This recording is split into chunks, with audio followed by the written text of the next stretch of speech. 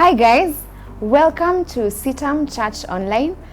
We have been having a wonderful time listening to Bishop's series on becoming a person of high impact. And recently he did an episode of High Impact People Attract Hatred. With me here is the presiding Bishop of Christ is the Answer Ministries, and we just figured, could you just ask him a few questions on this episode? Bishop, welcome to CITAM Church Online. Thank you. Karibu sana, you've had a good day? Yes, great. Amen. So we have been watching your series, on becoming a person of high impact. Thank you. And recently you did people of high impact actually attract hatred. Tell us more about this episode. Well, like I said, when a person is very successful, when a person is of high impact, usually one would imagine that everybody will celebrate you, you will find great friends who appreciate you, especially those people who are close to you. You imagine that they will really come and pat you on the back and say, we love what you are doing, we like the way you are doing it. But sometimes you find the very people who are supposed to actually appreciate you are the ones who hate you. Yeah. Or who are jealous and they don't see anything. They don't say, Linda, I really liked what you did, or how the medal you got, or the promotion you recently got. Either they just keep quiet or turn away from you, and it can be very, very painful. So that's why I thought it's something worth sharing, especially because we are looking at the life of Joseph. Wow. Thank you so much, Bishop. What would you say, what exactly is it about high impact people that attracts hatred? And can you say that all hatred in life is associated with high impact people? Definitely not. Not every person is hated because they are successful or because they have a high impact wherever they are, whether in the family or at work. And I did mention, if you watched that episode, I did mention that sometimes the hatred is because of myself. I, the person who is hated, I have actually brought that upon myself because of possibly the pride that comes with success. I begin to look down on people, and the people may actually sincerely and seriously want to engage with me to find out, how did you get there? What did you do? But then the way I respond to them makes them feel so small, makes them feel like failures themselves. Or sometimes the way I share the information, they feel like I'm saying they are fools, they are not good thinkers, or they are not as clever, or they just don't know what the right thing to do. And that then becomes a barrier between you and them. That could eventually have them either move away from you and just leave you isolated, and you'll find many successful people are very isolated. People don't associate with them except when they want to share in your great blessings. But otherwise they leave you alone because they don't feel they can match or they can get to where you are. So sometimes it is our own doing. It's in the sense that we look down upon these people, the high impact people look down upon them. Yes. They demean them. Yes. Wow. Yes. Interesting. And Bishop, do you think that high impact people should pay attention to their haters? And if so, why is it so? Whatever you mean by paying attention, I would look at it in two ways. One is that, should I be worried or anxious that people don't like me? I would say no. And that is why I thought I would share this, so that people know that it is a natural thing that if you are successful, not everybody will be happy with you. Now, if you pay too much attention to them, then you could lose focus. You could lose direction, and you will not be able to achieve what you're supposed to. That's true. So in that sense, I would say, no, don't pay attention to them. Keep going and keep doing what you are focused on doing and what God has gifted you to do.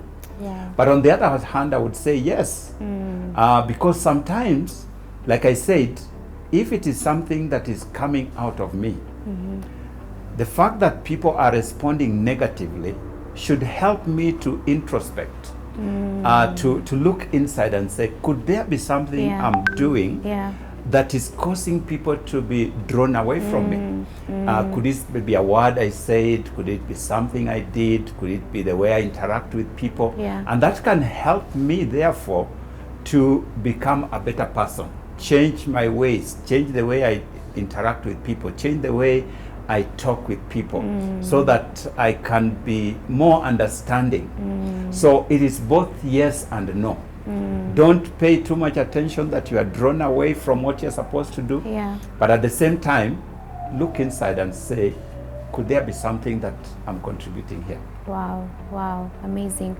I love the fact that you have mentioned introspection, that we need to search ourselves, you know, we need to look into our character, we need to do a case study of ourselves and see, where should I be able to fashion, what should I be able to work on? Amazing.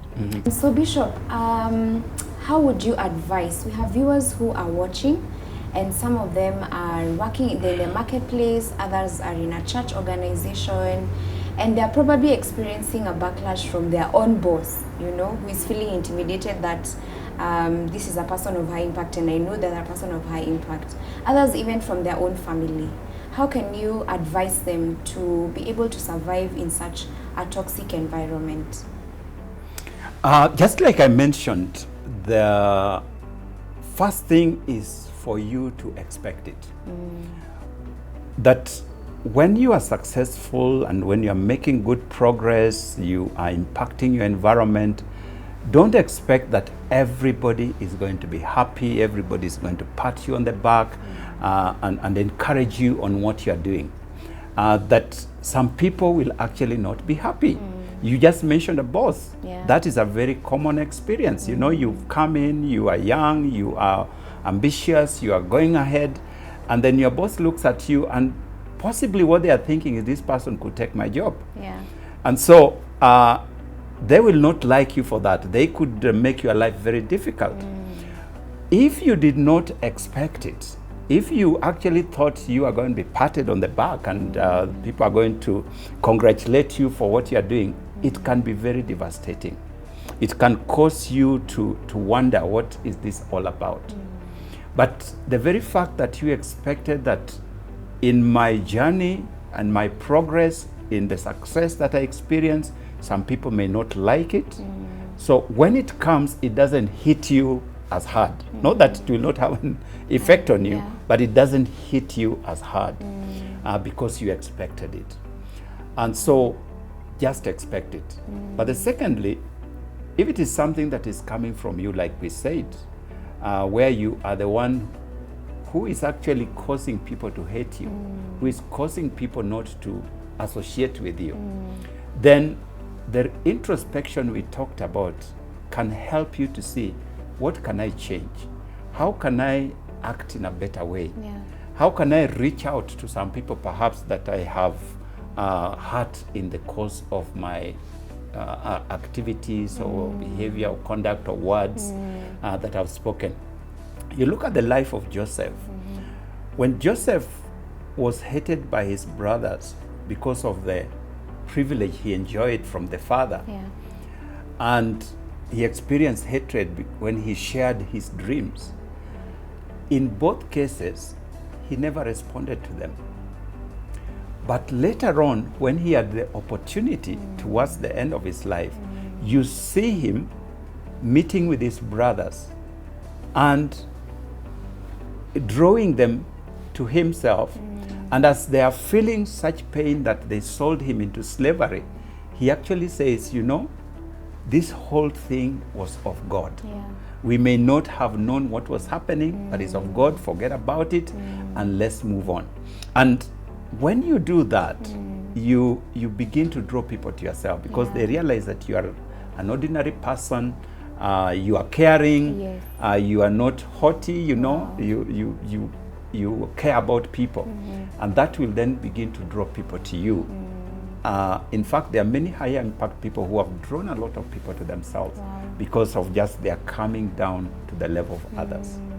Wow. Wow, amazing, amazing. Yes. So Bishop, what I'm also getting from your story is how Joseph was still able to love on his brothers, you know, despite the fact that they had bashed him previously, you know, and sold him out as a slave, and he stayed in prison for such a long time. At the end of the day, he still showed them love. you know? Exactly. Yeah. And that is the Christian thing to do, Yeah, you know, yeah. that it's actually going to be one of the episodes, but I could just give an insight to Alright, it, is that okay. high impact people don't hold grudges. Wow. You cannot go far Wow. when you keep grudges.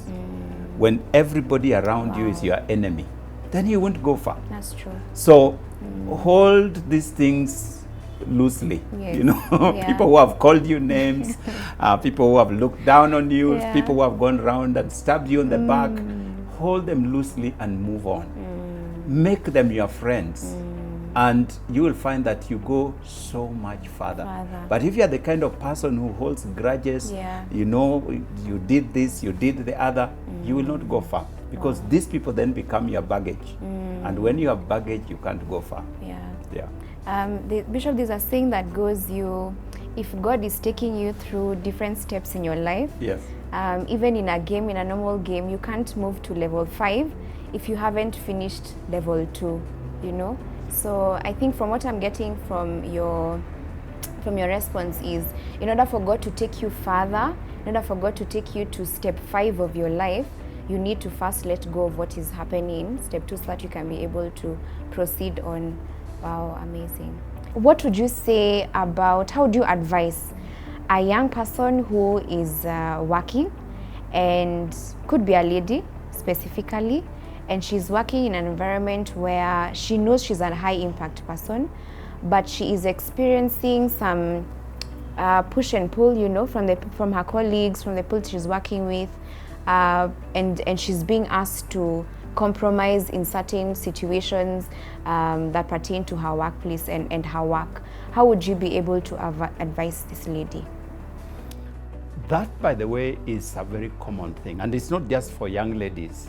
It's actually across the board. You will find that sometimes when people have identified you as a person who seems to be going somewhere, and they want to benefit, actually they want to benefit out of you. So sometimes as a woman, you will be asked to compromise. You will face sexual harassment and things like that, where people ask you for favors so that they can seem to promote you even when you are actually supposed to be promoted because of your work. And very interestingly, the life of Joseph is comprehensive. He just packages the high impact person. And one of the episodes we are going to deal with is sexual harassment, because Joseph experienced sexual harassment from his boss. You know, how did he operate in that situation? So I would ask you, wait for that episode. Amazing. And just see how Joseph conducted himself. Really looking forward. So True. Bishop, what would be your parting shot? What would you tell our viewers? Just keep going. Yeah. And do what God has called you to do. But remember that hatred, jealousy for a person who is making good success is a normal part of life. Wow. It should not stop you from going where you want to go. Amen. Amen. Thank you so much, Bishop, for joining us today here at CITAM Church Online and just interacting with us and helping us understand what exactly it is about high impact people and how they're able to attract hatred. We value you. We value the content that you are giving us. Thank you. And we thank God so much that we're able to drink from you, you know. We're able to drink from the brooks of heaven as God downloads onto you. Thank you. Amen. Thank you, Linda. It was a privilege actually to interact and just hear some of those questions. I'm sure some of them are being asked by our viewers. Yeah, Thank you. They sure are. Thank you, Bishop. So we have just finished the session, and guys, I am sure you could probably be having 1 or 2 questions that you want to ask the Bishop. We are going to be having a session where he'll just be answering your questions, each and every one of your questions, right here at CITAM Church Online. My name is Linda Moniki. Thank you so much for watching.